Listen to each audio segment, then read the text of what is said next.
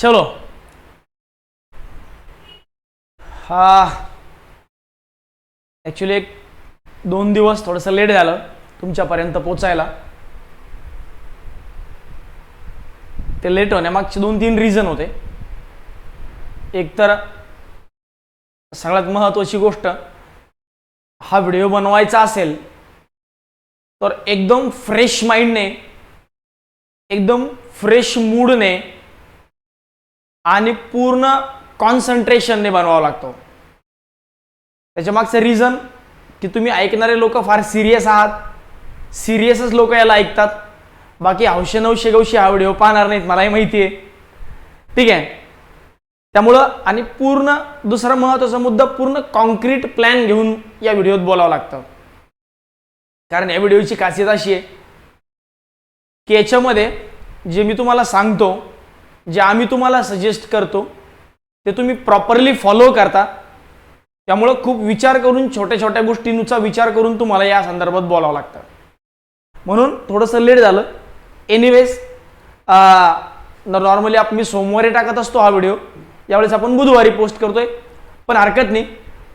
खूप विचार करून आता चांगल्या मूडमध्ये जेवण बिवण एकदम रेटून आणि त्यानंतर 10 मिनिटांचा ब्रेक घेऊन आता तुमच्या समोर मी उभा आहे. हा व्हिडिओ बनवण्यासाठी मी 2 दिवसांपूर्वी काही मुलांचे सजेशन मागितले होते, म्हणजे रविवारी मी सजेशन मागितले होते.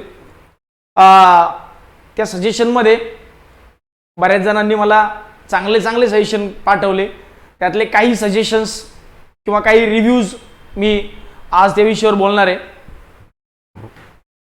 SBI क्लर्कची मेन्स काही लोक फेल झाले. ऑफकोर्स एक्झाम दिली, काही लोक पास होणार, काही लोक फेल होणार, दॅट इज नॅचरल. मग त्या लोकांनी आता पुढे काय केलं पाहिजे? हा राईट टाइम आहे इम्प्रूव्ह करण्याचा स्वतःला. खूप चांगली इमेज यावेळेस डिझायनरने, मला लय आवडली इमेज ॲक्च्युली. त्यांच्याबद्दल बोलणार. स्पेशल IBPS SO वाल्यांसाठी डेलीचा task, IBPS PO SBI PO मेन्सचा स्टडी प्लॅन आणि IBPS POची प्रीची प्लॅनिंग. या ओव्हरऑल सगळ्याच विषयावर आज टप्प्याटप्प्याने आपण हात घालू. त्यापूर्वी एकदा या सेशनचा नेमका फ्लो कसा असणार आहे तो समजून घ्या. पहिल्यांदा मी स्टुडंट्स कॉर्नरवर बोलतो, मुलांनी पाठवलेले रिव्ह्यूज, फीडबॅक त्या विषयावर बोलतो. त्यानंतर SBI क्लर्क मेन्स जे लोक फेल झाले अशा लोकांबद्दल बोलतो.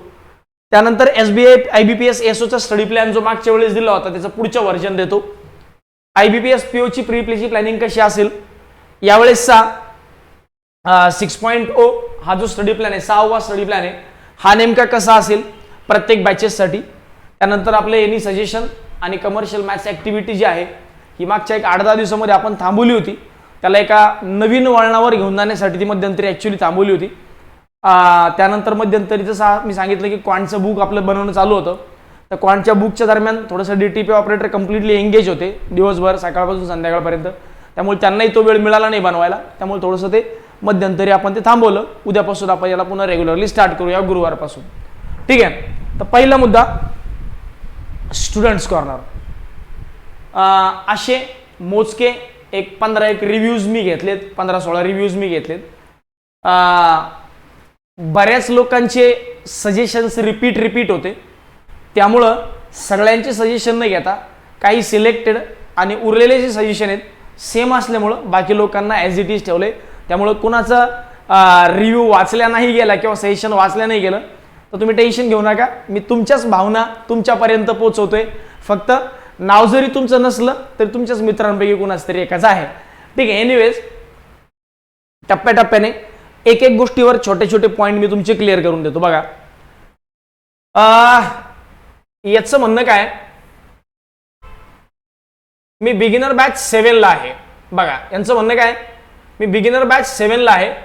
स्टडी प्लॅनमध्ये IBPS AFO साठी आम्हाला रोजचे लेक्चर करून जास्तीत जास्त अभ्यास कसा करता येईल जेणेकरून आमची प्री निघेल त्या विषयावर प्लीज थोडं गायडन्स हवा आहे.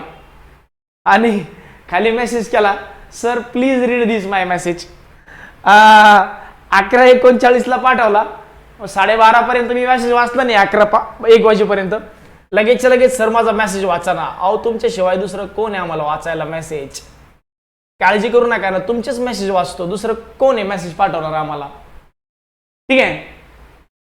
तर ज्या ज्या रेग्युलर बॅचेस आहे, बिगिनर बॅच 5 असेल, 6 असेल, 7 असेल, 8 असेल, यांची अपेक्षा आहे की आमच्या रेग्युलरली अभ्यासासोबत म्हणजे बॅच सोबत असं एक्स्ट्रा आम्ही काय केलं पाहिजे, सो दॅट आम्ही IBPS AFO म्हणा, PO प्री म्हणा, क्लर्क प्री म्हणा, त्या प्री पास करू शकतो. तर तुमच्यासाठी माझं सजेशन आहे, स्टडी प्लॅन मध्ये मी तुमच्या या विषयावर बोललेलो आहे. बरं, सगळ्यात महत्त्वाचा मुद्दा, हे जे लोक आहेत जे सध्या बॅचेस अटेंड करतायत यांच्यासाठी मी सांगेल की तुम्ही जास्तीत जास्त फोकस ना तुमच्या होमवर्कवर करा. तुम्ही जेवढा जास्त फोकस तुमच्या होमवर्कवर करताल तेवढं पटापट पटापट पटापट तुम्ही स्वतःला ग्रूम करताल, इन शॉर्ट स्वतःला तुम्ही ग्रो करताल. त्यामुळं त्यासाठी होमवर्क आणि होमवर्क सोबत दिलेल्या ॲडिशनल ॲक्टिव्हिटीज या रेग्युलरली करा, तेच इम्पॉर्टंट आहे. बाकी तुम्ही विचार करू नका, ही PO प्री SO प्री, तुम्ही त्या स्टडी प्लॅनवर फोकस करा. स्टडी प्लॅनवर फोकस केला मी तुम्हाला त्या लेवलपर्यंत तुमच्या एक्झामपर्यंत डेफिनेटली पोहोचून देईल. यांचं म्हणणं होतं, my expectations is you guide me about how can I do my study banking exam till now. Actually English भयंकर आहे ॲग्रिकल्चरच्या लेकरांचं.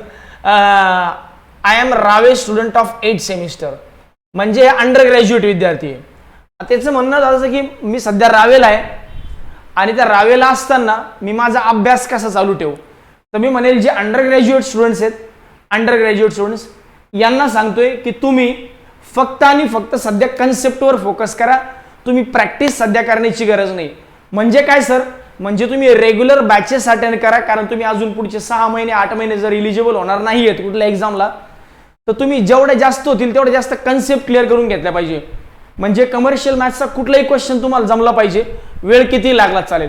तर तुम्ही प्रॅक्टिसपेक्षा जास्त कन्सेप्टवर फोकस करा, कारण फ्रेशर्सने कन्सेप्टवर आणि ग्रॅज्युएट झालेले जे लोक आहेत किंवा जे ॲपियर आहेत ॲपियरनी कन्सेप्टवर, आणि जे फ्रेशर आहेत ज्यांचं ग्रॅज्युएशन जस्ट झालं किंवा मागे झालंय, अशा लोकांनी कन्सेप्ट प्लस प्रॅक्टिस दोन्हीला बॅलन्स केलं पाहिजे. तर रावेवाले असतील किंवा BCom वाले, BSc वाले, BA वाले, BE वाले, या सगळ्यांनी जे फायनल इयरला आहेत त्यांनी कन्सेप्टवर फोकस करायचा. तुम्ही जास्त इकडे डोकं लावायचं नाही, कन्सेप्टवर जास्तीत जास्त लक्ष द्या. बर, अभिजितचं काय म्हणणं आहे बघा.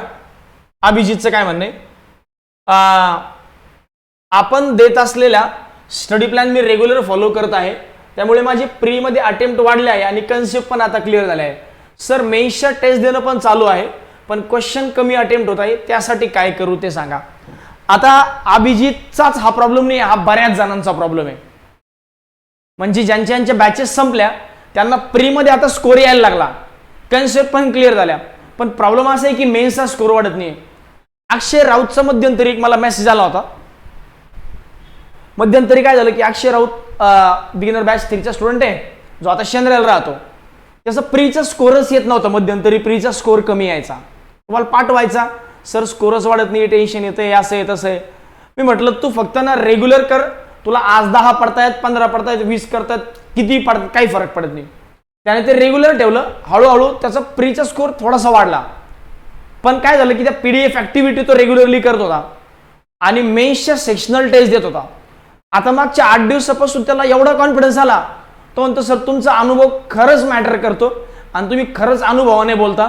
ऍक्च्युली आता मला एवढा कॉन्फिडंट वाटतोय की चला आता मला मेन्सही मी प्रॉपरली करू शकतोय. तर हा अल्टिमेटली सांगण्याचा उद्देश असा आहे की तुम्ही फक्त रेग्युलरली करा. हा आजचा अभिजित किंवा अभिजित सारखे बाकी लोक असतील त्यांना मी सगळ्यांना एवढं सांगेल की मेन्सचा स्कोर हा ड्रास्टिकली वाढत नसतो, तो ग्रॅज्युअली वाढत असतो. प्रीचा स्कोर जर तुम्हाला आज 30 येत असेल तर उद्या 40 येईल, परवा 45 येईल आणि एखाद दिवशी 35 वर पण येईल. पण मेन्सचा स्कोर असं नाही होणार. मेन्सचा स्कोर आज जर 15 आला उद्या 16 होईल, 14 होईल, 12 होईल, 18 होईल, 19 होईल. असं होणार नाही की मेन्सचा आज 15 मार्क आले आणि उद्या मला डायरेक्ट 50 मार्क आले किंवा 40 मार्क आले. एवढा ड्रास्टिकली मेन्सचा स्कोर वाढत नसतो. मेन्सचा स्कोर हा ग्रॅज्युअली वाढत असतो, कारण तिकडे डिफिकल्टी लेवल खूप जास्त असते. त्यामुळे अभिजित किंवा अभिजित सारखे बाकी लोक यांना मी एवढं सांगेल की तुम्ही रेग्युलरली चालू ठेवा, टेन्शन घेऊ नका. हे ग्रॅज्युअली टप्प्याटप्प्याने आपल्या टप्प्यात आलं की वाढेल. Hello sir, please suggest the proper time management in number of days in hours per day for agriculture and sub other subjects remaining, and also suggest some tips for average students who scored in between 25 to 30 in mock test, whose only basic chapters are clear, specifically quant. ॲग्रिकल्चरचा student असून English बाग किती छान आहे. ठीक आहे, joke सपाट. तर सांगत होतो की यांचं म्हणणं काय की डेलीचं शेड्यूल द्या आणि त्या शेड्यूलमध्ये असं सांगा की या दिवशी तुम्ही हे करा, या दिवशी तुम्ही हे करा, या दिवशी तुम्ही हे करा, आणि टाइम पण सांगा की दिवसभरात तुम्ही काय काय करा. ठीक आहे, याला मी नोट करून ठेवले, पुढे मी याच्याबद्दल सांगणारच आहे. त्यानंतर त्यांचं म्हणणं आहे की ज्यांचा स्कोर 25 ते 40च्या दरम्यान येतो अशा लोकांना सांगा की स्कोर कसा वाढवावा. आता ॲक्च्युली प्रॉब्लेम असा आहे की तुमच्या लोकांच्या बॅचेस चालू आहेत किंवा बॅचेस संपलेल्या आहेत. तुम्ही काय केलं, तुम्ही कन्सेप्ट क्लिअर करून घेतल्या, पण स्कोर वाढवण्यासाठी तुम्ही प्रॅक्टिस कमी केली. आता काही लोक काय म्हणतात, सर आम्हाला एक्झाममध्ये सिम्प्लिफिकेशन जमतं, पण आम्हाला एक्झाममध्ये कधी कधी DI मध्ये प्रॉब्लेम येतो. मग माझा तुम्हाला प्रश्न असा आहे की सिम्प्लिफिकेशनचे कमीत कमी तुम्ही 500 क्वेश्चन सोडवले असतील. हो, सोडवले. मग DI चे सोडवले का 500 प्रश्न? नाही सर. मग कशी बरोबरी करता येईल दादांनो? जर तुम्ही सिम्प्लिफिकेशनला जो न्याय दिलाय त्याच्यापेक्षा जास्त न्याय तुम्हाला DI ला द्यावा लागेल, कारण ॲज कम्पेअर्ड टू सिम्प्लिफिकेशनच्या DI ची डिफिकल्टी लेवल जास्त आहे.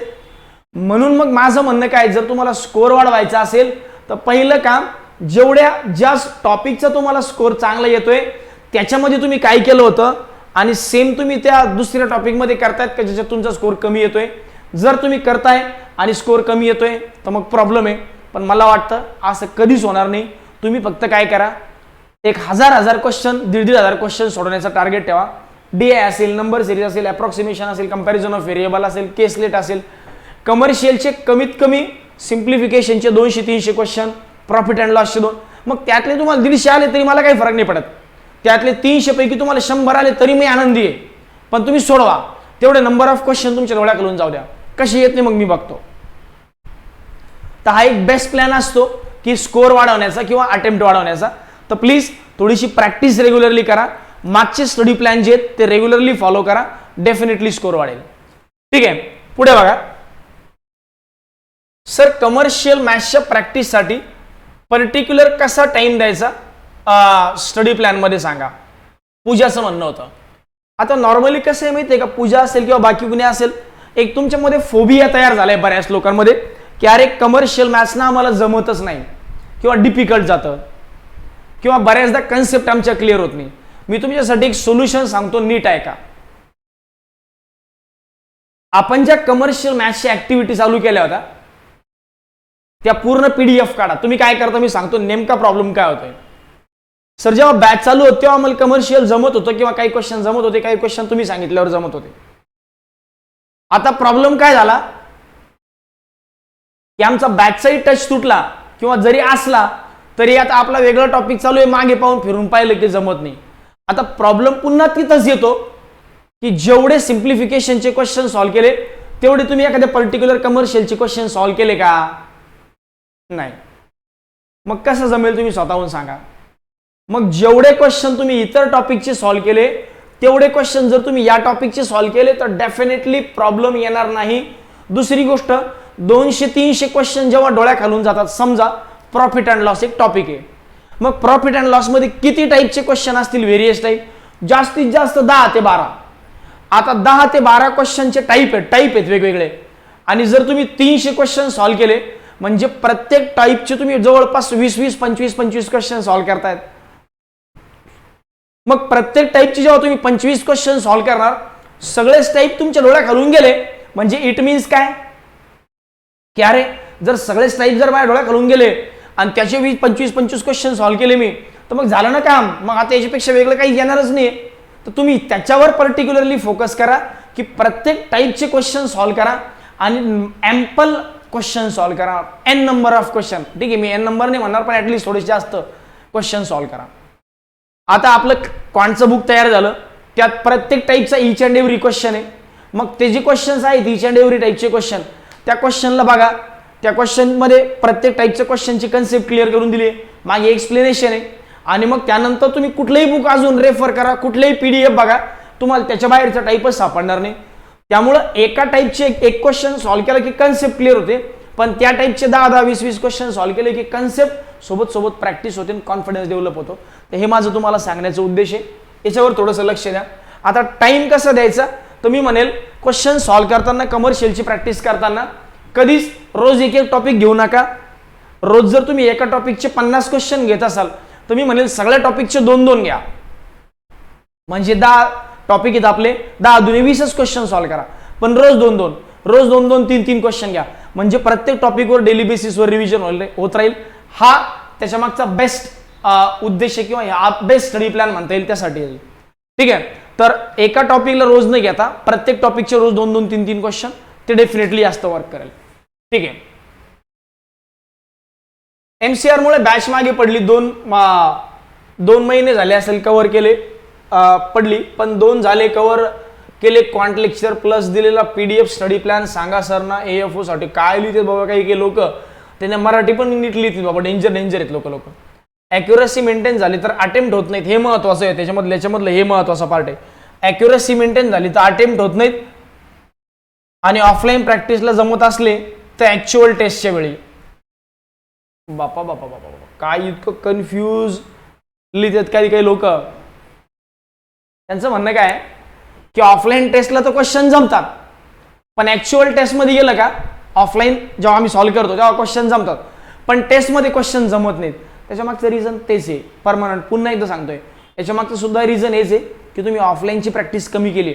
तुम्हाला त्या दिवशी श्रीकांत ज्या लेक्चरमध्ये बोलले, श्रीकांत रामगिरवार जे SBI क्लर्क होते, त्यांनी पण काय सांगितलं की दादांनो, तुम्ही प्रत्येक टाईपचा क्वेश्चन एकदा सॉल्व्ह केला की त्याच्यावर रिपिटेशन होऊ द्या. म्हणजे जर एखादा व्यक्ती, आता सपोज मी सिम्प्लिफिकेशनच्या आतापर्यंत कमीत कमी 5000 क्वेश्चन सॉल्व्ह केले असतील, मग ज्याने काय होतं 5000 क्वेश्चन सॉल्व्ह केल्यामुळे माझ्या डोक्यातून प्रत्येक टाईपचा क्वेश्चन गेलाय, आणि आता कॅल्क्युलेशन माझ्या मनातल्या मनात व्हायला लागलेत. ज्या दिवशी तुमचे कॅल्क्युलेशन मनातल्या मनात व्हायला लागतील ना, द डे तुमची प्रॅक्टिस वाढली, आणि ऑन द सेम डे तुमचा स्कोर ड्रास्टिकली वाढेल. म्हणजे 21/105 हे करत बसायची गरज नाही पडली पाहिजे.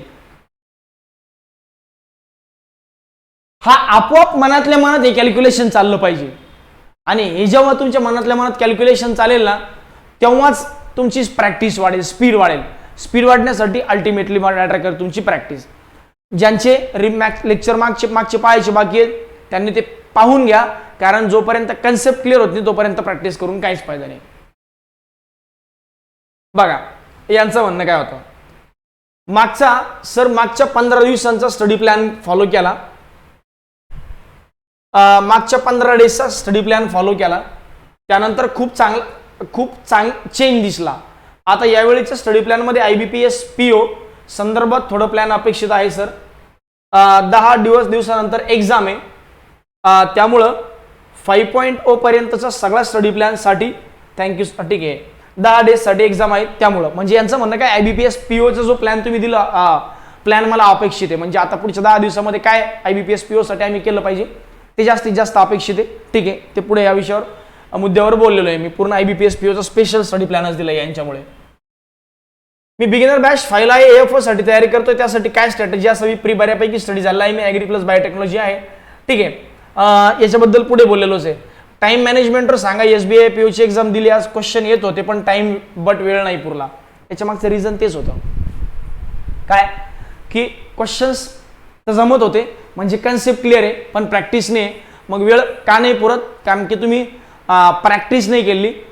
जसं मी म्हणलं, हजार तरी मिनिमम क्वेश्चन सॉल्व्ह झाले पाहिजे. इम्पॉर्टंट ते. आमचा प्रीचा सिलेबस खतम झाला, आता आहे जे झालं त्याची रेग्युलर रिव्हिजनसाठी काही सांगा.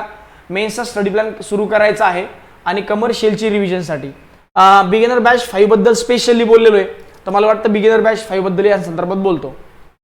चला, आता हा खूप लोकांचा मुद्दा आहे. मेघाचं म्हणणं काय आहे, मेघलचं, गुड मॉर्निंग सर, मी आजारी असल्याने तसेच ऍडमिट असल्यामुळे स्टडी प्लॅन 5.0 फॉलो करू शकलो नाही, तर मग ते नेक्स्ट स्टडी प्लॅन मध्ये काय करावे याबद्दल सांगा. आणि पॉसिबल 2 मिनिटं मोटिवेशनलही बोला. आता ऍक्च्युली सगळ्यात महत्वाचा मुद्दा काय माहितीये का, की बरेच जण असे आहेत की जे स्टडी प्लॅन मध्येच सोडून देतात. मी म्हणलं ना 15 दिवस करा, मग 15 दिवसच केला पाहिजे. समजा 15 दिवस तू पुढचा स्टडी प्लॅन नाही आला तर तो 17 दिवस केला पाहिजे. आणि मध्येच धडसोड करत असाल तर मी आजच म्हणतोय ही फील्ड सोडून द्या. ही फील्ड धडसोड करणाऱ्यांची नाहीये. हौशे नवशे गवशे बँकिंगच्या एक्झाम मध्ये टिकत नाहीत. इव्हन कॉम्पिटेटिव्ह एक्झाम मध्ये हौशे नवशे गवशांचं काहीच करणे. जे लोक कन्सिस्टंटली प्रिपेअर करतात, मग 15 दिवस, महिना, 2 महिने, 3 महिने, जेव्हा तुम्ही म्हणता ना सर त्याला कसं काय 15 दिवसात फरक दिसला, मला दिसला नाही 15 दिवसात फरक. रिझन एकच आहे, त्याने कन्सिस्टंटली केला आणि तुम्ही अधूनमधून केला. जर रेग्युलर करायला होत असेल तरच करा, नाही तर आजच म्हणतोय बँकिंग सोडून निघून जा, तुमच्याकडून होणार नाही. Consistency, only consistency can beat the talent. एकमेव भाग आहे कन्सिस्टन्सी जो तुमच्या टॅलेंटला बीट करू शकतो. अदरवाईज जर तुम्ही कन्सिस्टंट नसाल तर तुमचं टॅलेंट आणि तुमची मेहनत काहीच कामाची नाही. त्यामुळे कन्सिस्टंट राहणं अत्यंत आवश्यक आहे. आता ठीक आहे, इथं जेन्युइन प्रॉब्लेम होता किंवा मी आजारी आहे, आजारी असल्यामुळे मला स्टडी प्लॅन फॉलो नाही करता आला. अशा लोकांनी काय करायचं, ज्यांनी मागचा स्टडी प्लॅन फॉलो केला नाही त्यांनी पर्टिक्युलरली मागच्या स्टडी प्लॅन मध्ये तुम्ही बघा मी काय सांगितलं होतं आणि त्याच्या अकॉर्डिंगली तुमचा टेस्टचा स्कोअर कसा येतो ते चेक करा.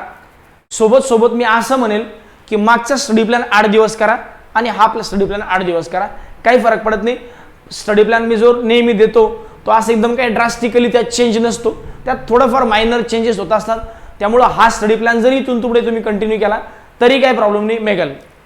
ठीक आहे. आणि सगळ्यात महत्वाचं, बरेचदा काय होतं, आता हा जेन्युइन रिझन आहे मेगलचं की चला ठीक आहे माझी तब्येत बरी नव्हती, मी ऍडमिट होतो. मग आता मेगल सारखं काही लोकांचं पण जेन्युइन रिझन असू शकतं. आईची तब्येत बरी नव्हती, मला मदत करावं लागली, घरी शेतात काम करावं लागलं, वडिलांना बिझनेसमध्ये लक्ष द्यावं लागलं, मध्यंतरी काही जेन्युइन रिझनमुळे दुर्लक्ष झालं. अशा लोकांना मी सांगेल, जे म्हणे ना मेगल मोटिवेशनल बोला, अशा लोकांना मी सांगेल 8-10 दिवस गॅप पडला म्हणून आयुष्य संपत नसतं. टेन्शन घेऊ नका, त्याच्यानंतरही पुन्हा बाउन्स बॅक करता येतं. पण पुन्हा बाउन्स बॅक केल्यानंतर पुन्हा गॅप पडू देऊ नका. मग नंतर बाउन्स बॅक केलं तर मग तरी ऍटलिस्ट नीट कन्सिस्टंट राहा. ठीक आहे, 8-10 दिवस गॅप पडला ना, मी मागेही म्हणलं होतं गॅप पडला तर तो गॅप भरून काढण्यासाठी जेवढे दिवस गॅप पडला तेवढे दिवस पुन्हा करा, आपोआप गॅप भरला तो. तुम्ही काय करता, गॅप पडला ना, 8 दिवस गॅप पडला, अरे यार आता लई टेन्शन आलं, आता एवढा मोठा गॅप पडला तर मी कसं भरून काढू. अरे दादांनो, जर गॅप पडला तर गॅप पडल्यानंतर बघा पैशाचं नुकसान पैशानेच भरून काढता येतं.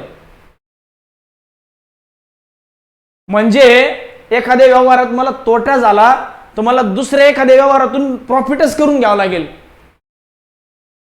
असं नाही होणार की चला आता इथं मला 5 लाखांचं नुकसान झालं, मग मी आता इकडून 10 दिवस सुट्ट्या करतो किंवा 10 दिवस लय काम करतो, मग काम केलं की माझं नुकसान नाही.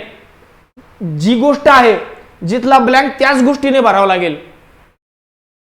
त्यामुळं थोडंसं कॉन्सन्ट्रेट करा आणि प्रॉपरली समजून घ्या किंवा माझा 10 दिवस गॅप पडला ना, ठीक आहे पुढचे 15 दिवस मी रेग्युलर करील, आपोआप तो गॅप भरून निघेल. एवढं कॉमन सेन्स वापरा. हे मागे मी तुम्हाला सांगितलं होतं आणि त्यानंतरही मला त्या विषयावर लोकांचे मेसेज आले की हो सर बरोबर आहे. ते सगळ्यात महत्वाचं आहे की 10 दिवस गॅप पडला पुन्हा 10 दिवस रेग्युलर करा. ठीक आहे. त्यानंतर पुढचं बघा, यांचं म्हणणं काय, ऑनलाईन टेस्ट सिरीजचा स्कोर 50 वर जातो. चेतनचं म्हणणं आहे 50च्या वर जातो, वर जात नाही आहे. आणि जर कन्सिस्टंट नाही राहत नाही, इंग्लिशचा कट ऑफ पण नाही येत आहे, प्रॉपर कळत नाही नेमका कोणता स्टडी करावा, किती वेळ करावा, PDF सॉल्व्ह केली तर स्कोर वाढतो, पण ऑनलाईन टेस्टमध्ये मिस्टेक होत आहेत, स्पीड वाढवला की. बघा चेतन, सगळ्यात महत्वाची गोष्ट काय माहिती आहे का, मी तुम्हाला मागेही सांगितलं, ऑनलाईन टेस्टचा स्कोअर असा कधीच फ्लॅट नाही राहणार, डिफिकल्टी लेवलनुसार तो कमी जास्त होतो. दुसरी महत्त्वाची गोष्ट, जर मला स्कोअर कमी जास्त होणार म्हणजे कन्सिस्टंट ठेवायचं आहे, तर मला सेम लेवलच्या टेस्ट द्याव्या लागतील. आणि कुठलंच ऑनलाईन पोर्टल जे आहे सेम लेवलच्या टेस्ट देणार नाहीत. ऑफकोर्स ते काही डिफिकल्ट, काही मॉडरेट, काही इझी देईल. त्यामुळं स्कोअर कमी जास्त होत असतो. आणि माझ्या हिशोबाने 50 इज द गुड स्कोअर. म्हणजे जर डिफिकल्टी लेवल क्वेश्चनचे आहे तर 50 इज गुड. काय प्रॉब्लेम आहे? 50 मध्ये समाधान का नाही? मग काय आता 100 पैकी 100 मिळवता. ठीक आहे. इंग्लिश इन्क्लुडिंग इंग्लिश हा असेल तर मी पुन्हा सांगतोय की ऑनलाईन टेस्ट मध्ये इंग्लिश देऊ नका. अरे बाबांनो, ऑनलाईन टेस्ट इंग्लिश इरिलिव्हंट आहे. मी जर तुम्हाला असं बोललो, जस्ट इमॅजिन, मी जर तुम्हाला असं बोललो, आता मी समजा तुम्हाला बोलतोय अमेरिकेच्या अर्थव्यवस्थेवर, नंतर मी त्यानंतर भारताच्या क्रिकेट टीम बद्दल बोललो, आणि त्यानंतर मी सायना नेहवाल बद्दल बोललो, आणि शेवटी मी शाहरुख खानच्या पोरगा आर्यन बद्दल बोललो. तू म्हणतो काय विचित्र आहे राव मास्तर, काय बोलतोय, काय कळतंय की मास्तरला? अरे बाबा, एक फ्लो असावा. जर मी अमेरिकेच्या अर्थव्यवस्थेबद्दल बोलतोय, त्यासोबत मी भारताची अर्थव्यवस्था, चायनाची अर्थव्यवस्था आणि जगाच्या अर्थव्यवस्थेला कम्पेअर करेल, आणि मग त्याच्याच फ्लोमध्ये मी तो विषय संपवेल. मी दुसऱ्या एखाद्या नंतर मुद्द्यावर बोलण्यासाठी मी दुसरा एखादा टाइम निवडेल. एकदाच कसं मी असं वेग बोलेल काही पण, आणि सेम असंच करतात ऑनलाईन टेस्ट पोर्टलवाले काही. त्यामुळं प्रॉब्लेम असा आहे, तिथं आपली लिंक लागत नाही, आणि लिंक न लागल्यामुळे इंग्लिशमध्ये स्कोअर कमी येतो. त्यामुळं प्लीज ते इंग्लिशच्या टेस्ट देऊ नका. इंग्लिशच्या टेस्ट द्यायच्या तर इंग्लिश ड्राईव्हवरच्या द्या. इंग्लिशच्या टेस्ट द्यायच्या तर इंग्लिश ड्राईव्हवर टेलिग्राम चॅनलवर जे क्वेश्चन्स येतात ते सॉल्व्ह करा. इंग्लिश आपल्या लाईव्ह टेलिग्राम सेशनवर इंग्लिशचे जे सेशन होतात ते रेग्युलरली करा. यासले फालतू देऊ नका काही पण, स्पष्ट सांगतो. म्हणजे तर लिंक लागत नाही आणि मग तुमचे कट ऑफ. बरं, आता याचं म्हणणं काय, चेतनचं समाजा कट ऑफ क्लिअर नाही होती इंग्लिशमुळे. अरे बाबा, तू कट ऑफ क्लिअर कोण ठरवलं? कट ऑफ किती असतो? इंग्लिशचे कट ऑफ हे काय प्री डिसाइडेड असतात का? या ऑनलाईन वाल्यांनी हे कट ऑफ लावतात ना, मी पाहिलंय ना. अर्थात यांनी भिकारी ते आपले एक ऑनलाईन टेस्ट पोर्टल आहे, ते सांगायचे की IBPS SO IBPS RRB POचं कट ऑफ 80 पैकी किती, 65 मार्क, 68 मार्क, 70. ते त्यांच्या हिशोबाने डिसाईड करतात रे. तुम्ही त्यांच्या हिशोबाने कशाला विचार करताय? बरं, मान्य आहे, ऍक्च्युअल एक्झामचे कट ऑफ पण जास्त लागतात, पण मग ऍक्च्युअल एक्झामची लेवल आणि ऑनलाईन टेस्ट पोर्टलवाल्यांची लेवल इक्वल असते का? नाही. हे काही पण विचारतात आणि एवढा कट ऑफ लावतात. त्यामुळे प्लीज ते कट ऑफ माइंडमध्ये ठेवू नका. तुम्ही तुमची प्रॅक्टिस करा. 50 चांगला स्कोर आहे. कॉम्बो 45 प्लस असेल तर मूव अहेड, मेन्सची तयारी चालू करा. ठीक आहे, पुढे बघा. आपले रेग्युलर लेक्चर सुरू आहेतच, पण जो पार्ट कव्हर झाला आहे त्याचा स्टडी रेग्युलर लेक्चर आणि होमवर्क जे रेग्युलर लेक्चरला दिले जातो कसं मॅनेज करायचं त्याविषयी सजेस्ट करा. ठीक आहे. आता याच्यासाठी मी बिगिनर बॅच 7 बद्दल स्पेशली बोललेलो आहे, त्यांनी व्यवस्थित पुढे ऐका. सर, थोडं गायडन्स हवं होतं. आता मॉक टेस्ट देताना जास्त सिली मिस्टेक होतात, म्हणून ॲक्युरसीकडे पाहिलं ना तर अटेम्प्ट कमी होतात. मॉक टेस्ट देताना फिअर येत समजत नाही कुठं मिस्टेक होत आहे, पण PDF सॉल्व्ह केलं ना तर सगळे क्वेश्चन येतात, तेही बरोबर. याचं काय चुकतं, याच्यात काय चुकतं तेच समजत नाही. आता बघा, समजून घ्या. बघा, PDF मधले क्वेश्चन सॉल्व्ह होतात याचा अर्थ तुमच्या कन्सेप्ट क्लिअर आहेत. सिली मिस्टेक होतात याचा अर्थही तुमच्या कन्सेप्ट क्लिअर आहेत. फक्त आपण काय करतो, घाई, अति घाई संकटात नाही. पटापट, अरे मग किती अटेम्प्ट करू, किती अटेम्प्ट करू, 35 अटेम्प्ट करू की 32 करू की 34 करू, याच्यामध्ये सिली मिस्टेक होतात. मग याच्यासाठी एकमेव पर्याय आहे की ॲक्युरसी वर लक्ष द्या. अटेम्प्ट हळूहळू वाढतील. टप्प्याटप्प्याने काय करायचं, तुम्ही काय करायचं, पहिलं टार्गेट ठेवायचं की 20 मिनिटात 20 क्वेश्चन. ते टार्गेट पोचलं की मग बिंदास्त राहा. 20 क्वेश्चन रेग्युलरली जर तुमचे टेस्टमध्ये सॉल्व्ह होत असतील POचे, तर you are on right track. तुम्हाला काही एक्स्ट्रा एफर्ट्स घेण्याची गरज नाही, कारण जर इथं तुमचे 20 होत असतील तर ॲक्च्युअल एक्झाममध्ये 25 होतील, which is more than enough. त्यामुळं जर तुमच्या PDF मधले क्वेश्चन तुम्हाला जमतायत तर इट मीन्स की तुमच्या कन्सेप्ट खूप चांगल्या आहेत आता तुम्हाला काम करायचे फक्त आणि फक्त प्रॅक्टिसवर, ॲक्युरेट प्रॅक्टिसवर.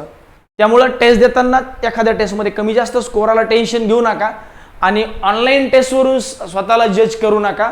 ॲक्युरसीकडे लक्ष द्या. बाकी काही टेन्शन घेण्यासारखी गरज नाही. चांगल्या ट्रॅकवर तुम्ही आहात. तुम्हाला फक्त आता पुढे जाण्याची गरज आहे, हा मोमेंटम गेन करून.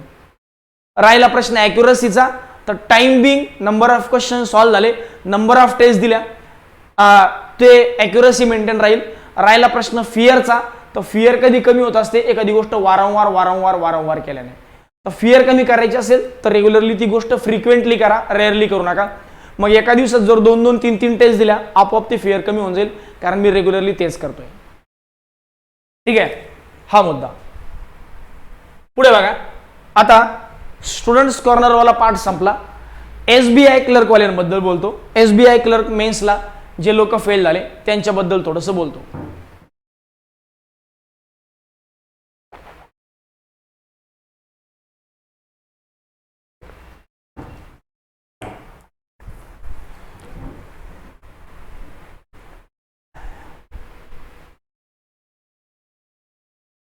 आता SBI क्लर्क मेन्स फेल झालो, यांच्यासाठी एक मोटिवेशनल स्टेटमेंट. तुम्ही SBI क्लर्क फेल झालात याचा अर्थ SBI ला तुम्हाला PO म्हणून घ्यायचा असेल,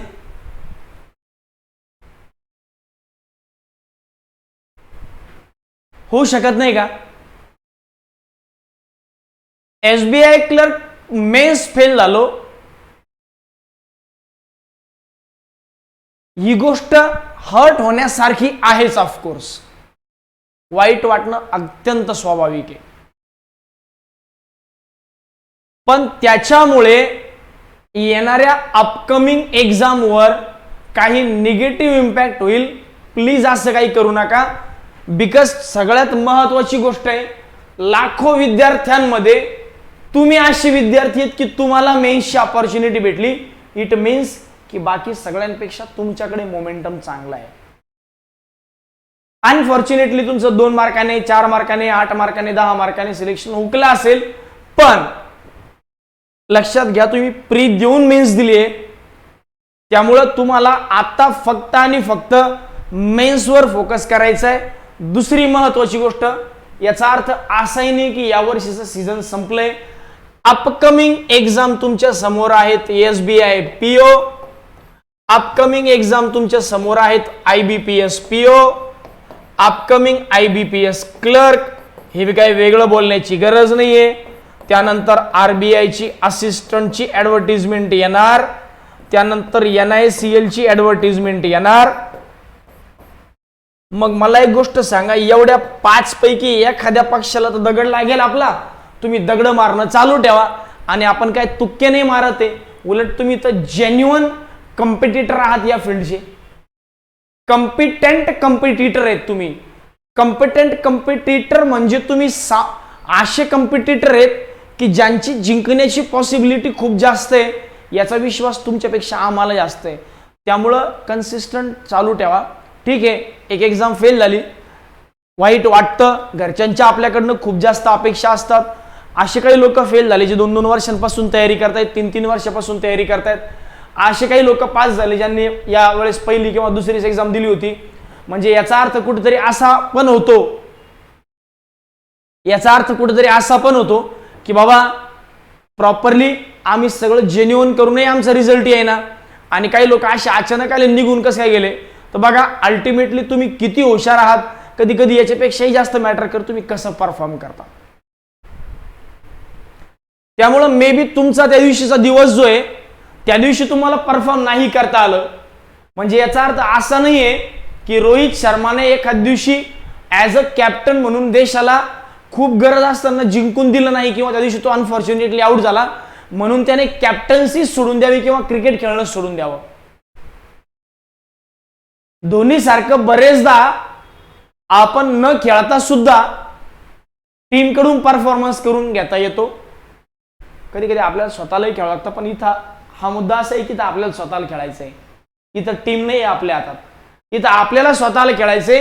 पण बरेचदा असं होतं की बाबा नाही एखाद दिवशी परफॉर्म करू शकलो किंवा एखाद दिवशी अनफॉर्च्युनेटली झालं काहीतरी चुकून नशिबाने, जी अवघड आलं किंवा क्वांटचे एक्सपेक्टेड अटेम्प्ट झाले नाही, इंग्लिशमध्ये ॲक्युरसी मेंटेन राहिली नाही, असं काहीतरी अनफॉर्च्युनेटली तुमच्याकडनं झालं आणि तो दिवस तुमचा नव्हता, त्या दिवशी तुम्ही परफॉर्म करू शकला नाही. मग याचा अर्थ असा नाही आहे की तुम्हाला काही येत नाही किंवा तुम्ही काही टेन्शन घेण्यासारखी गोष्ट. बघा, याचा अर्थ असा आहे की कुठंतरी आपल्यात आपण कमी पडतोय, कुठंतरी करेक्शन गरजेचं आहे आणि जिथं ते करेक्शन गरजेचं आहे तिथं प्रॉपरली करेक्शन करा, त्याच्यावर काम करा, टेन्शन घेऊ नका, रेग्युलर करा, कन्सिस्टंट करा. मोमेंटम तुमच्याकडे, सगळ्या गोष्टी तुमच्या फेवरमध्ये. पुढचे 6 महिने कशाला, नोव्हेंबर संपला, डिसेंबर आणि जानेवारी 2च महिनेच तुमच्याकडे चांगला प्रॉपरली वेळ आहे. या 2 महिन्यात जर तुम्ही तुमचे 100% दिले तर त्याच्यानंतर पुढचं आयुष्य वेगळं असणार आहे. त्यामुळं टेन्शन घेऊ नका.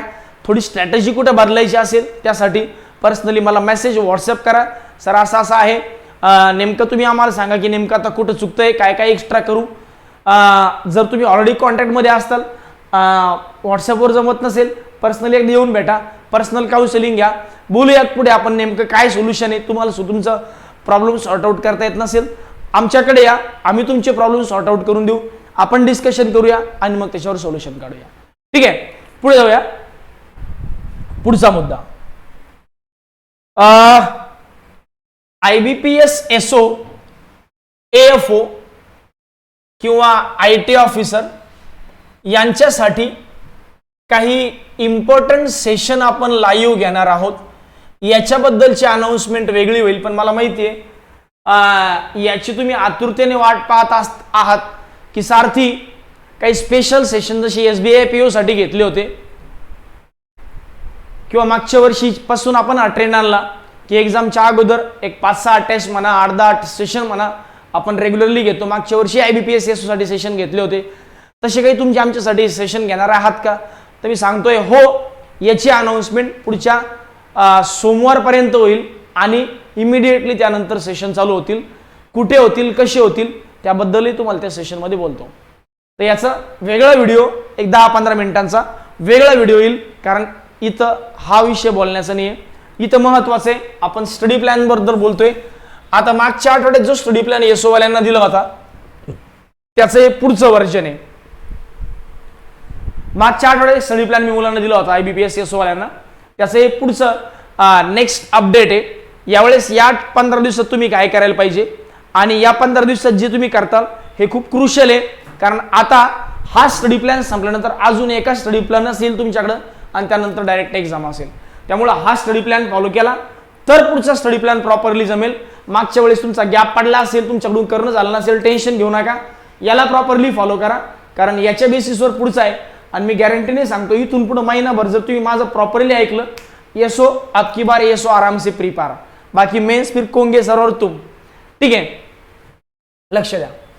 क्वांटसाठी काय करायचं, DI चे रोज 30 क्वेश्चन, नंबर सिरीजचे 20 क्वेश्चन, रोज 2 केसलेट, अप्रॉक्सिमेशन किंवा कंपॅरिझन ऑफ व्हेरिएबल किंवा सिम्प्लिफिकेशन चे रोज 3 क्वेश्चन. आज हे घेतलं, उद्या हे घ्या, परवा हे घ्या. याला डेली बेसिसवर ठेवा, याला अल्टरनेट डेला घ्या आणि सेक्शनल टेस्ट एक रोजची डेली बेसिसवर सोबत कमर्शियल मॅथ्सचे 10 क्वेश्चनची PDF पैकी तुम्हाला जेवढे जमतील तेवढे. मग 10 पैकी 4 जमू देत, 5 जमू देत. याने काय होईल, तुम्हाला DI ला बॅकअप राहील आणि DI ला बॅकअप ठेवावा लागेल. रिझन, आज तुम्ही SBI PO प्रीची एक्झाम देऊन आलात, त्यानंतर तुम्हाला कळलं अरे बापरे यावेळेस तर DI मध्ये काही क्वेश्चन विचारले होते, ट्रेंडिंग क्वेश्चन, त्याच्यावर एक सेशन पण आपण घेणारच आहे. पण त्या क्वेश्चन त्या DI मध्ये 5 पैकी मला 2च जमले, 3 जमले नाही. मग ज्या क्वेश्चन मला जमले नाही त्याचा बॅकअप प्लॅन म्हणून मी कमर्शियलचे ॲटलिस्ट 10 पैकी 2-3 टॉपिकचे, 4 टॉपिकचे जर मला क्वेश्चन जमायला लागले तर मग माझा एक तो बॅकअप प्लॅन माझा जोर राहील. तर तो बॅकअप प्लॅन आजपासूनच क्रिएट करणं चालू ठेवा. तर 15 दिवसात क्वांटचं काय करायचं हे शेड्यूल तुम्ही क्वांटचं फॉलो करायचं. त्यानंतर सिटिंग अरेंजमेंट 30 क्वेश्चन डेली बेसिसवर, puzzle 30, सिलोइझम 20, coding, comparison of rank, miscellaneous 20 question आणि रोज एक सेक्शनल टेस्ट फ्रीची. क्वांट हे असं, रिझनिंग हे असं, डे टू डे रोजच्या रोज हे करायचं. तुम्हाला 15 दिवसात फरक नाही दिसला तर मला सांगा. तुमच्या अपयशाची पूर्ण जबाबदारी तुम्ही माझ्यावर टाका. पण 15 दिवस रेग्युलरली, एकही दिवस खाडा न जाता, ठीक आहे, एखाद दिवशी फारच काही जेन्युइन कारण असलं जाऊ द्या, पण 15 दिवस रेग्युलरली करा. एखाद 2 दिवस मी पण कन्सिडर करून घेईन. इंग्लिश ऑनलाईन टेस्ट किंवा ऑफलाईन टेस्ट डेली बेसिसवर चालू ठेवा. इंग्लिश ड्राईव्हरचे ऑनलाईन टेस्ट किंवा ऑफलाईन टेस्ट, इंग्लिश ड्राईव्हरचं टेलिग्राम आणि इंग्लिश ड्राईव्हरचं रिडिंग जे आहे, इंग्लिश ड्राईव्ह चॅनलवरचं रिडिंग हे रेग्युलरली चालू ठेवा. सोबत पाटील सर जे सेशन घेतील ते अटेंड करा. ऑफलाईन टेस्ट किंवा ऑनलाईन टेस्ट ते अटेंड करा. ठीक आहे. हे IBPS SO वाल्यांसाठी. IBPS SO वाल्यांना मला सांगायचंय, मोजून तुमच्या हातात आता 25-26 दिवस राहिलेत. 30 दिवस, समजा 1 महिना. या एका महिन्यात ज्या विद्यार्थ्याला काहीच नाही येत तोही पास होऊ शकतो, आणि एखादा विद्यार्थी ज्याला लई काही येतं आणि त्याने जर मोमेंटम सोडून दिला तर तोही फेल होऊ शकतो. त्यामुळं हा 1 महिना तुम्हाला खूपच कॉन्शियस एफर्ट घ्यावे लागणार आहेत, एकदम कॉन्शियस एफर्ट्स. आता यासाठी डेली शेड्यूल IBPS SO वाल्यांसाठी डेली शेड्यूल कसं असलं पाहिजे बघा. IBPS SO वाल्यांसाठी डेलीचं शेड्यूल कसं असेल लक्षात घ्या. सकाळी 7 ते 10 तुम्ही प्रोफेशनल नॉलेज म्हणजे ॲग्री, IT, मार्केटिंग जे असेल ते करा 7 ते 10. त्यानंतर 11 ते 2 मध्ये प्रॉपरली क्वांटला वेळ द्या. त्यानंतर 3 ते 5च्या दरम्यान तुमचा टाइम हा स्ट्रिक्टली LRला असावा. त्यानंतर संध्याकाळच्या वेळेस एक 5:30 पासून पुढे 5:30 ते 7 या दरम्यान स्ट्रिक्टली 2 सेक्शनल टेस्ट, एक क्वांटची एक LRची सेक्शनल टेस्ट, हा टायमिंग ठेवा. त्यानंतर संध्याकाळी 9 ते 10 हा टायमिंग तुमचा इंग्लिशसाठी ठेवा, इंग्लिशसाठी. आणि पुन्हा एक्स्ट्रा थोडं 10:15 पासून ते 12 वाजेपर्यंत हा टायमिंग तुम्ही पुन्हा ॲग्रिकल्चरला द्या. म्हणजे एक 4 ते 5 तास ॲग्रिकल्चरला. ठीक आहे. हा टायमिंग तुम्ही सध्या इंग्लिशचा वाढून ॲग्रिकल्चरचा कमी करू शकता. या केसमध्ये रात्रीच्या वेळेस जास्त वाचन लक्षात राहत नाही, म्हणून रात्रीच्या वेळेस शक्यतोवर डिस्कशनला ठेवा. डिस्कशन जास्त बेनिफिशियल असतं रीडिंगपेक्षा. हा कुणासाठी टायमिंग डेली शेड्यूल आहे, हे IBPS SO वाल्यांसाठी. या पद्धतीने सकाळी 7 ते 10 3 तास पूर्ण वेळ ॲग्रिकल्चरला. एकदा तुमचा प्रॉपरली या आठवड्यामध्ये स्टडी प्लॅन प्रॉपरली चालला तर पुढच्या आठवड्यात अजून आपला टाइम क्वांट रिजनिंगचा कमी करून आपण ॲग्रिकल्चरला वाढवू शकतो. तसंही जानेवारीचा पूर्ण महिना तुमच्याकडे ॲग्रिकल्चरला आहेच. ज्यांच्या रेग्युलर बॅचेस चालू आहेत त्यांनी रेग्युलर बॅचेस कंप्लीट करून हा जो टायमिंग आहे क्वांट LRचा याला अल्टरनेट डेला करा.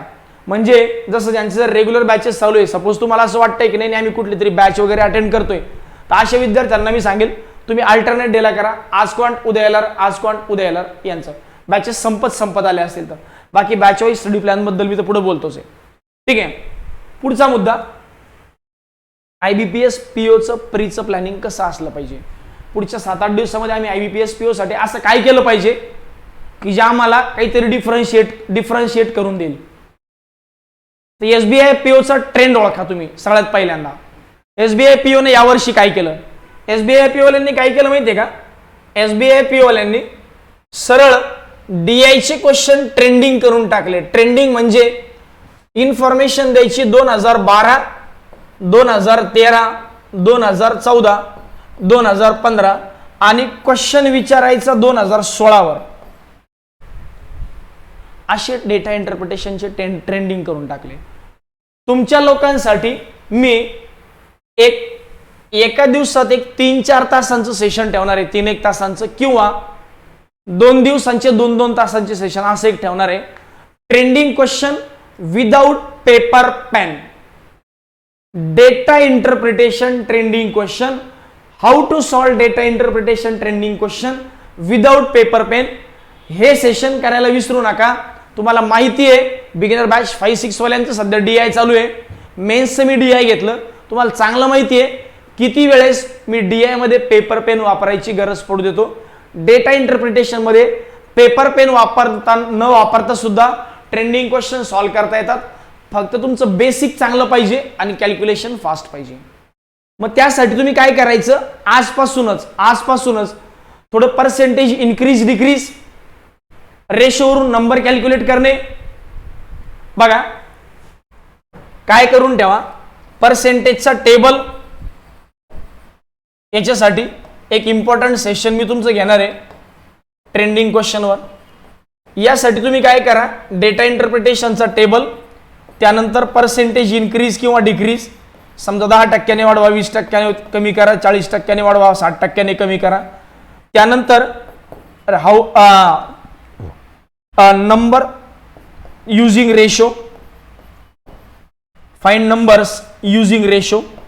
म्हणजे समजा एका गावामध्ये 500 लोक आहेत आणि यांच्यापैकी मेल आणि फिमेलचा जो रेशो आहे, मेल आणि फिमेलचा हा 7:3 आहे. तुम्ही लगेच 7 आणि 3 10 म्हणजे 500, 50 पट 5 पट 50 पट, तर याचे 50 पट येईल 350 आणि याचे 50 पट येईल 150. हे तोंडी कसे काढता येईल या 2-3 गोष्टींवर फोकस करा. थोडंसं 2-3 दिवसामध्ये रिवाइज करा. लवकरच मी तुम्हाला या सेशनची अपडेट देतो. मोस्ट प्रोबेबली हे सेशन आपण रविवारी किंवा लगेचच्या लगेच 3 दिवसाने शुक्रवारी, 2 दिवसात शुक्रवारी किंवा रविवारी या दोनपैकी एका दिवसात आपण हे सेशन कंप्लीट करून घेऊया. या सेशनची अपडेट आपल्या टेलिग्रामवर डेफिनेटली लवकरच टाकतो. फक्त तुम्ही तेवढं रिव्हिजन पटपट करून घ्या. तर ते एक क्वेश्चन DI साठी IBPS PO ची प्रीची प्लॅनिंग. रॉंग नंबर सिरीजच्या क्वेश्चन मध्ये अजूनही काही लोक थोडे अडकतात. सर 5 क्वेश्चन पैकी 3 किंवा 4च जमतात. तर माझं म्हणणं आहे या आठवड्यामध्ये रॉंग नंबर सिरीजचे 200 क्वेश्चन तरी रिवाइज करून घ्या. 200 क्वेश्चनचं revision. Dependency on commercial maths. मी पुन्हा सांगतोय DI चे क्वेश्चन ट्रेंडिंग आले आणि जर तुम्हाला ते सॉल्व्ह करता नाही आले तर अल्टिमेटली तुमची इकडची डिपेंडन्सी वाढते. म्हणून मी म्हणेल की इकडे 10 पैकी एक 5 ते 6 क्वेश्चनची प्रॅक्टिस तुमची झालेलीच असली पाहिजे. 2-4 क्वेश्चन जरी तुम्ही केले, मी नेहमी म्हणतो की एक चांगला पैलवान कधी जिंकत असतो, एक चांगला पैलवान तेव्हा जिंकतो जेव्हा तो त्याच्या अपोनंटपेक्षा 10 सेकंद का होत नाही जास्त दम टिकवतो. मग त्यासाठी तुम्हाला काय करावं लागतं, एक्स्ट्रा एफर्ट्स. त्या वेळेत घेतलेले एक्स्ट्रा एफर्ट्स. बघा तुम्ही चांगलं ऑब्झर्व करा, धोनी जेव्हा ऐन वेळेवर काही निर्णय घेतो, जसं फॉर एक्झाम्पल आपण जिंकलेला पहिला T20 वर्ल्ड कप, फायनल मध्ये भारत पाकिस्तान, शेवटच्या ओव्हर त्या विचित्र जोगिंदर शर्माला, तो पुन्हा आयुष्यात कधीच क्रिकेटमध्ये दिसला नाही भारतीय टीम मध्ये मला, पण शेवटची ओव्हर त्याला देणे हे सगळ्यांसाठी अनएक्सपेक्टेड डिसिजन होतं. आणि आता बाबा पाकिस्तान सहज जिंकेल असं दिसताना मिसबाह उल हक ओव्हर कॉन्फिडंट आणि ओव्हर कॉन्फिडन्स मध्ये रिव्हर्स स्वीप, मागे श्रीशांतने कॅच घेणे आणि भारत जिंकणे, या असे काही extra ordinary efforts unexpected results देऊन जातात. त्यासाठी थोडेसे एक्स्ट्रा ऑर्डिनरी एफर्ट्स घ्या. म्हणून जर तुम्हाला इथं जमत नसेल तर इथं थोडीशी तयारी ठेवा 2, 4, 5, 6 मार्क मिळवण्याची, सो दॅट तुम्हाला याचा अल्टिमेटली बेनिफिट घेता येईल. मग मला इकडून 2-3 क्वेश्चन जर माझे जात असतील तर ते क्वेश्चन मी डेटा इंटरप्रिटेशनचे कमर्शियल मधून कव्हर करून घेईल. आजपासून ही मानसिकता बनवा, पुढचे 7-8 दिवस त्याच्यावर प्रॅक्टिस करा आणि हो हे शक्य आहे, हे सहज शक्य आहे. ठीक आहे. त्यानंतर केसलेट, मी म्हणेल आपल्या टेलिग्रामवर रोज एक केसलेटचा सेट येतो, तो 1+1 असे 2 सेट रेग्युलरली सॉल्व्ह करा. चुकून हुकून जर कमर्शियल तुमचं वीक पडलं आणि केसलेट आलं आणि DI चे ट्रेंडिंग क्वेश्चन जर आले तर मग या दोघांची डिपेंडन्सी तुम्ही इकडून भरून काढता येईल. कारण IBPS PO च्या प्रीमध्ये ॲप्रॉक्सचे 5 क्वेश्चन, नंबर सिरीजचे 5 क्वेश्चन, कंपॅरिझन ऑफ व्हेरिएबलचे 5 क्वेश्चन, डेटा इंटरप्रिटेशनचे 10 क्वेश्चन, कमर्शियलचे 10 क्वेश्चन असा पॅटर्न येऊ शकतो, किंवा याच्या जागेवर केस लेटचे 5 क्वेश्चन असाही पॅटर्न येऊ शकतो. त्यामुळं हे 5 आणि 5 10 आणि 8 18 आणि 2 20 2 3 4 आणि हे 5 25 तुम्हाला 20 प्लस जायचं असेल तर मग मात्र एखाद्या एक्झाम मध्ये हे नाही आता हे आलं, इथं रॉंग नंबर सिरीज आलं, त्याच्यासाठी अनएक्सपेक्टेड पॅटर्नसाठी आपल्याला आतापासून तयार राहावं लागेल. म्हणून थोडंसं केसलेटची प्रॅक्टिस करा. प्री लेवलचे केसलेट खूप सोपे असतात, सहजासहजी क्वेश्चन्स जमतात. ठीक आहे, तर याच्यावर थोडंसं प्रॉपर प्लॅन बनवा, याच्यावर प्रॅक्टिस करा. मला वाटतं हे एकदम प्रॉपर आहे. बरं, दुसरी गोष्ट सर रिझनिंगसाठी काय केलं पाहिजे, तर मला वाटतं यावेळेस IBPS SOच्या पेपरला गेलेले विद्यार्थ्यांचे फीडबॅक होते की सर आम्ही काय केलं सिटिंग अरेंजमेंट घेतलं, 3-4 मिनिटं सिटिंग अरेंजमेंट घेतल्यानंतर आम्हाला सिटिंग अरेंजमेंट बसलं नाही आणि मग त्याच वेळेत आम्हाला कुठतरी वाटलं अरे आता आपला पेपर गेला. त्यामुळं मी म्हणेल रिझनिंग मध्ये सिटिंग अरेंजमेंट आणि पझल हे खूप तुमचा क्रुशियल पार्ट आहे तुमच्या रिझल्ट डिसाईड करण्यामध्ये किंवा प्री क्वालिफाय करण्यामध्ये. त्यामुळं पुढचे काही दिवस सिटिंग अरेंजमेंट आणि 50 पझलचे ॲटलिस्ट 30-30 40-40 50-50 क्वेश्चन POच्या दृष्टीने सॉल्व्ह करणं आवश्यक आहे. बाकी रेग्युलरली आपापला स्टडी प्लॅन फॉलो करा. ठीक आहे, आता शेवटचा मुद्दा महत्त्वाचा आपला स्टडी प्लॅन 6.0. या आठवड्याचा या 15 दिवसांचा स्टडी प्लॅन कसा असला पाहिजे, बॅचेसनुसार स्टडी प्लॅन दिलाय, व्यवस्थित लक्ष द्या. बिगिनर बॅच 5 वाल्यांनी 6 वाल्यांनी काय करायचं, आपला रेग्युलरली स्टडी प्लॅन फॉलो करा, होमवर्क करायचा. एक्स्ट्रा प्रॅक्टिस काय करायची बघा. एक्स्ट्रा प्रॅक्टिस तुम्ही काय केली पाहिजे, जेवढे टॉपिक तुमचे झालेत, जसं क्वांटमध्ये DI झालं, नंबर सिरीज झालं, कंपॅरिझन ऑफ व्हेरिएबल झालं, त्यानंतर अप्रॉक्सिमेशन झालं, सिम्प्लिफिकेशन झालं, इवन काही कमर्शियलचे क्वेश्चन पण झाले, कमर्शियल मॅथ्सचे. तर मला वाटतं की रेग्युलरली तुम्ही यांचे जेवढा वेळ मिळतोय त्या ते हिशोबाने 10 म्हणा, 20 म्हणा, 30 म्हणा, 15 म्हणा, जेवढा तुम्हाला वेळ मिळतोय अशा पद्धतीने तुम्ही रेग्युलरली करणं चालू ठेवलं पाहिजे. सेम इकडे सेटिंग अरेंजमेंट असेल, पझल असेल, तुम्हाला वाटतंय की नाही सर आम्हाला थोडासा टाइम पुरत नाही, तुम्ही अल्टरनेट डेला घ्या, क्वांटॅलर. पण regular homework plus extra practice आणि याच्या सोबत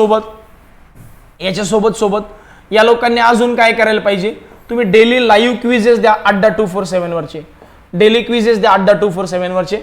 बिगिनर बॅच 5 वाल्यांनी ऑनलाईन टेस्ट देणं चालू करा.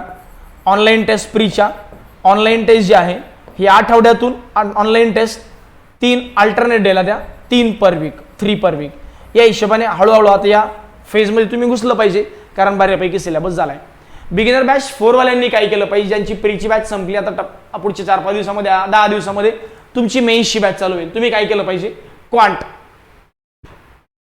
30 number series, 30 DI, 30 comparison of variable, approximation with simplification 30 आणि कमर्शियलचे 10. डेली बेसिसवर इंग्लिश रिझनिंगचे क्वेश्चन एवढे, आणि जे टॉपिक तुमचे जमत नाही, तुम्हाला इकडे सॉल्व्ह करायला प्रॉब्लेम येतोय, त्यांचे रिव्हिजन लेक्चर्स. बिगिनर बॅच 4 वाल्यांनी रेग्युलरली तुम्ही तर खूप जास्त एफर्ट्स टाकले पाहिजे, कारण तुम्हाला पूर्ण वेळ रिकामा आहे. तुम्ही दिवसभरात अशा पद्धतीने स्टडी प्लॅन फॉलो करा. ज्या लोकांचं ॲग्रिकल्चर नाही आहे, ज्या लोकांचं ॲग्रिकल्चर आहे त्यांनी इथं ॲग्रिकल्चर करा. ज्या लोकांचं आदर आहे त्यांनी इथं जनरल अवेअरनेस प्लस इंग्लिशला वेळ द्या सकाळी 7 ते 10च्या टायमिंगमध्ये. बाकीचं स्टडी प्लॅन तुमचा ॲज इट इज राहायला पाहिजे. 10 ते 2 क्वांट, 3 ते 5 LR, 5:30 ते 7 सेक्शनल टेस्ट, 9 ते 10 इंग्लिश, आणि रात्री पुन्हा एक ऑनलाईन टेस्ट. तुम्ही लोकांनी डेली बेसिसवर एक ऑनलाईन टेस्ट दिलीच पाहिजे, डेली बेसिसवर एक ऑनलाईन टेस्ट. तर याच्यामध्ये इथे एक ऑनलाईन टेस्ट ॲड करून घ्या, ऑनलाईन टेस्ट प्रीसाठीची. हे डेली बेसिसवर तुम्ही दिलं पाहिजे. टेस्ट स्कोर किती येऊ द्या, सुरुवातीला कमी येईल, पुढे हळूहळू जशा नंबर ऑफ टेस्ट वाढतील हळूहळू ग्रॅज्युअली हा स्कोर वाढत जाईल. ठीक आहे, पुढचा मुद्दा बिगिनर बॅच 7 वाल्यांनी काय करावं, 3 वाल्यांनी काय करावं. बिगिनर बॅच 3 संपूर्ण आता बरेच दिवस झाले. बिगिनर बॅच 3 वाल्यांनी काय केलं पाहिजे, तुमचा बेस चांगला झालाय, आता तुम्ही डेली बेसिसवर एक प्रीची टेस्ट दिलीच पाहिजे. मी तर म्हणेल 2-2 द्या, पण एक द्यायला काहीच प्रॉब्लेम नाही. त्यानंतर डेली बेसिसवरची मेन्स लेवलची पीडीएफ ऍक्टिव्हिटी ज्या तुमच्या ग्रुपवर येतात, डेली बेसिसवरची पीडीएफ ऍक्टिव्हिटी. त्यानंतर सेक्शनल टेस्ट मेन्सच्या अल्टरनेट डेला, आज क्वांट, उद्या येणार, परवा क्वांट, पुन्हा येणार, या हिशोबाने. सोबत ऍडिशनली मेन्स लेवलचे DI, नंबर सिरीज, कमर्शियलचे 10 question, caselet, sitting arrangement, puzzle, syllogism यासारखे टॉपिक. पण मी काय म्हणतोय मेन्स लेवलची, हा जर ते इथून होत असतील तर वेगळं करण्याची गरज नाही, नसतील होत तर मग वेगळं करण्याची मात्र गरज आहे बिगिनर बॅच 3 वाल्यांनी. म्हणजे मेन्स लेवलच्या टॉपिकची प्रॅक्टिस प्री साठी काय करावं, रोज एक टेस्ट द्या, 2 द्या. समजा प्री मधला स्कोर रेग्युलरली वाढतच नसेल, प्री मधला स्कोर रेग्युलरली वाढत नसेल तर 10 दिवस ही प्रॅक्टिस करून घ्या. 10 दिवस ही 3 वाल्यांचा प्लॅन तुम्ही फॉलो, 4 वाल्यांचा प्लॅन फॉलो करा. आपोआप मेन्सचा प्रीचा स्कोर वाढेल आणि प्रीचा स्कोर एकदा वाढला की डायरेक्ट मेन्सची तयारी करा, रोज एक प्रीची टेस्ट देणं चालू ठेवून. ठीक आहे. 7 वाल्यांनी काय केलं पाहिजे, रेग्युलरली होमवर्क करा. एक्स्ट्रा प्रॅक्टिस काय करू, आता ॲक्च्युली बिगिनर बॅच 7 वाले जे आहेत यांचे फार जास्त टॉपिक झाले नाही. Comparison of variable, number series आणि सिम्प्लिफिकेशन तुम्हाला ओन सॉल्व करता येईल. त्यामुळे हे जे 3 टॉपिक आहेत, या 3 टॉपिकचे रोज 20-20, 30-30 क्वेश्चन डेली बेसिसवर सॉल्व केले पाहिजे. तुम्ही जास्तीत जास्त फोकस करा तुमच्या होमवर्कवर. आणि जे टॉपिक झाले, समजा तुमचे रिझनिंगचे कंपॅरिझन ऑफ रँक झालं, म्हणजे इनइक्वेलिटी झालं, कोडिंग डिकोडिंग झालं, त्यानंतर ब्लड रिलेशन झालं, मिसलिनियस झालं, डिस्टन्स डायरेक्शन झालं, या टॉपिकचं रिव्हिजन प्लस त्याच टॉपिकवर डेली क्विजेस. हे डेली क्विजेस कुठून द्यायचे, अड्डा 247 नावाची जे ॲप आहे याच्यावर डेली क्विजेस येतात. याच्यावर त्याच्यानंतर प्रॅक्टिस मॉक नावाचं जे ॲप आहे किंवा IBPS गाईड पण आहे, याच्यावर subject wise, topic wise quizzes येतात. हे तुम्ही सॉल्व करा. प्रॅक्टिस मॉक नावाचं ॲप जे त्याच्यामधून, सो दॅट काय होईल, तुम्हाला आतापासून ऑनलाईन टेस्टची सवय लागेल. आतापासून तुम्हाला ऑनलाईन टेस्टची सवय लागेल. ठीक आहे. हा बिगिनर बॅच 3चा प्लॅन, हा बिगिनर बॅच 7चा प्लॅन. सर बिगिनर बॅच 8 वाल्यांनी काय करावं, अजून तुमच्याकडे जमा करायला भरपूर वेळ आहे. सध्या तुम्ही फक्त आणि फक्त अभ्यास करा, कोणता, क्लासमध्ये दिला. इन शॉर्ट तुम्ही फक्त होमवर्कला फॉलो करा. बिगिनर बॅच 8 वाल्यांना अजून स्टडी प्लॅन देण्यासारखं काही नाही.